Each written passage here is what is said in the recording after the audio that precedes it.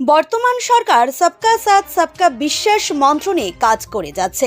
সমাজের প্রতিটি স্তরের মানুষের জন্য বিভিন্ন প্রকল্প সার্বিকভাবে পৌঁছে দেওয়ার জন্য বহু পরিকল্পনা গ্রহণ করছে এবং আগামী দিনেও বাস্তবায়িত করার লক্ষ্যে ধারাবাহিকভাবে কর্মসূচি চালিয়ে যাচ্ছে।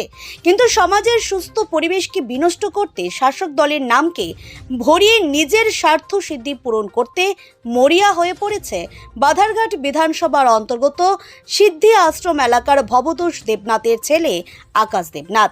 নিজেকে 20 নম্বর ওয়ার্ডের বড় নেতা বলে পরিচয় দিয়ে বিভিন্ন ধরনের অসামাজিক কার্যকলাপ সেই সঙ্গে সমাজের সুস্থ পরিবেশকে বিনষ্ট করতে উঠে পড়ে লেগেছে বলে অভিযোগ। উক্ত এলাকার সাধারণ নাগরিকেরা এই আকাশের জ্বালা যন্ত্রণায় অতিষ্ঠ হয়ে পড়েছে। জায়গার মাফিয়া হয়ে উঠেছে আকাশ। দিনের পর দিন কমিশনিং বাণিজ্য চালিয়ে যাচ্ছে আকাশ বলে অভিযোগ। এই এলাকায় একটি সাংস্কৃতিক কেন্দ্র রয়েছে। এই সাংস্কৃতিক কেন্দ্রটিকে নিজের মদের আসরের কেন্দ্রে পরিণত করছে এই আকাশ।